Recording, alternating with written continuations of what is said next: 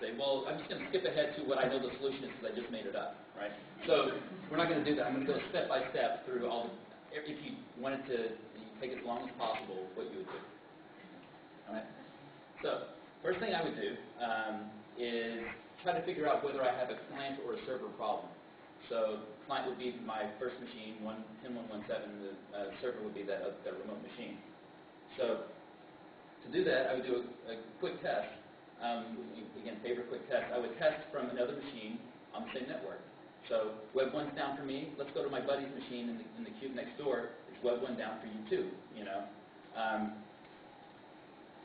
Ideally, the machine you're testing this from is on the same network, so the same subnet, that sort of thing, as you, if you want a really accurate test. All right.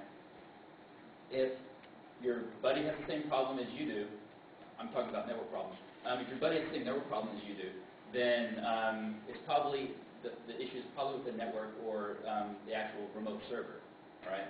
If your buddy, if he can access that machine fine, then it's more likely that the problem is strictly on your client, and so that's where you focus your efforts. In this case, I'm going to start with the assumption that the problem's on the client.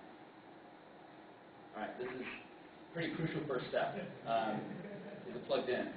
So this is the most embarrassing problem if you're a sysadmin to have, especially, and it's more common than you think. I've had very often, I've had, somebody will be working in a server rack and bump a networking cable where they, in the past, someone broke off the little tab, it's kind of loose, and just, it's still technically connected, but it's just loose, right? And then they leave the room, they leave the networking room, and then like everyone's pager starts going off, right?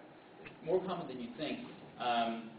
Rule it out just in case, because what makes this problem embarrassing is not that it happens, it's when you've done a half an hour troubleshooting, and then you come back and find out that it was actually not plugged in, all right?